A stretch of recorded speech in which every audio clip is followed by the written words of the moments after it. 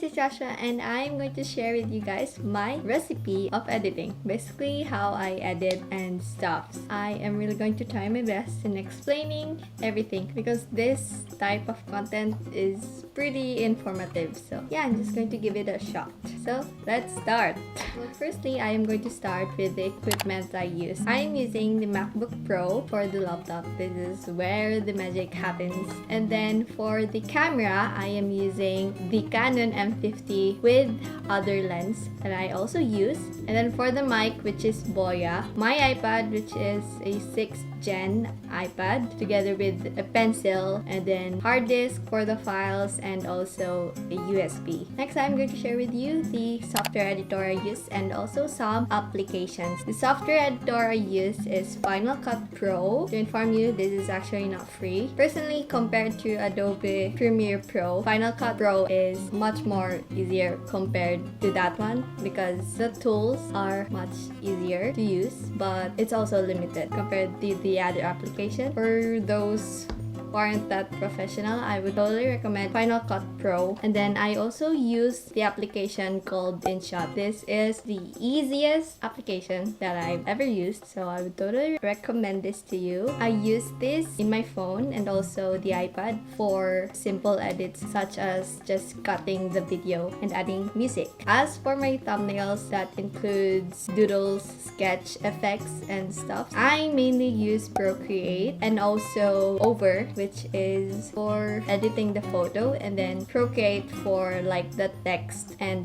designs for the thumbnail. I'm going to share a little bit information of how I film, the process of this, basically the behind the scene. The steps I take is, firstly, I take and get some inspiration watching other YouTube contents from different YouTubers or content creators for me to get an idea of what should I do and also what my content should be about, and also the designs, the graphics, effects, and stuff. I take inspiration from them, and I am going to share with you guys some of my favorite content creators. I can only name 3 right now, but I'm going to share with you guys the rest of the YouTubers on the screen. So firstly, we have 𝒍𝒐𝒗𝒆𝒔, which is one of my favorite local YouTuber here in the Philippines. I really love her style of her videos.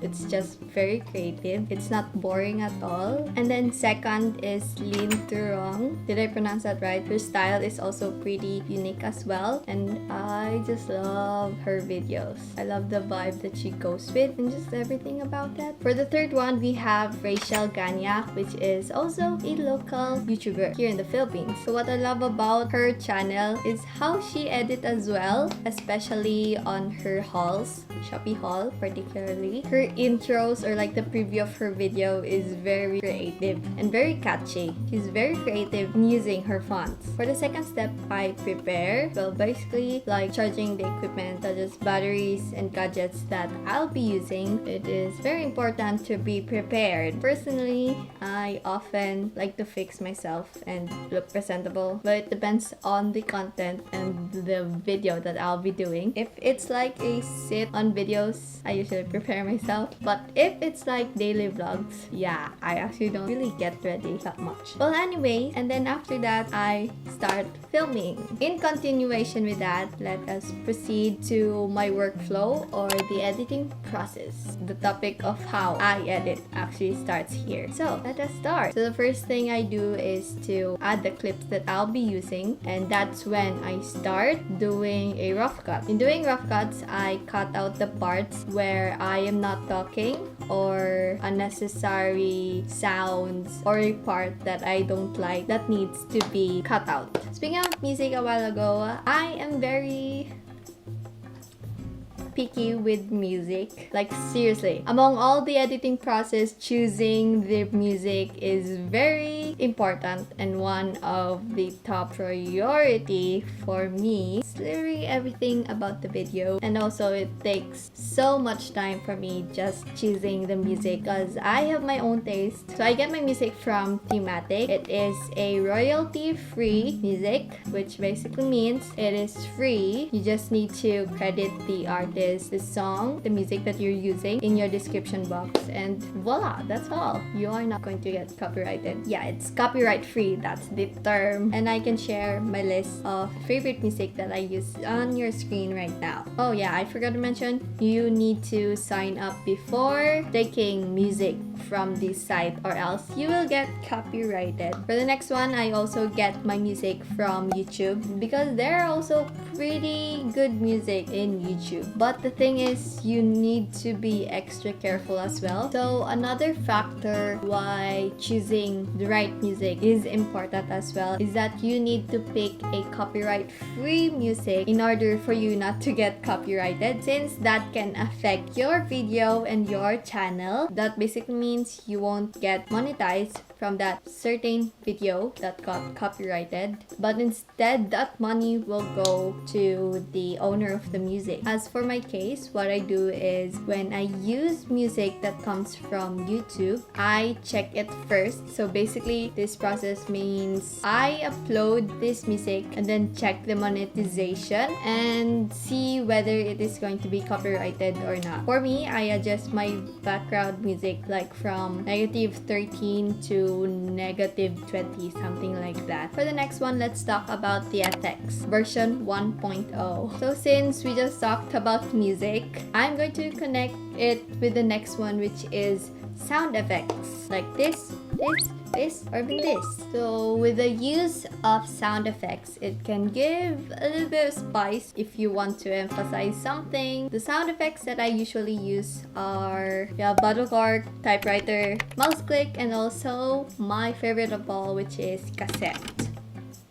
For the next version, which is FX 2.0, we have the overlays and the green screens. And my most used is usually film types of effects, like this one or this one and even this one. We have a bunch of overlays and green screens, and I'm just going to share everything on screen right now. So I'm going to add another effect, which is called 8mm film effect, which I downloaded for Final Cut Pro. This is not a green screen, by the way. And I'm also going to add the playlist of my overlays and green screen on my description box, so you might as well want to check that out, and also the link for this film effect. And then for the next one, we have the doodles and sketches that is made by myself with the use of Procreate. For example, like this one or this border right here. To do this doodle GIF effect, I use the shale brush for a chalky texture and sometimes the chalk brush as well. After doing the first layer, I go for the next layer, which shouldn't be exactly the same with your first one to achieve a GIF effect. And also, we need to remove the background to have it in PNG. You can also duplicate the layers for the duration to be longer. It depends on you. And lastly, I change the frames per second to my desired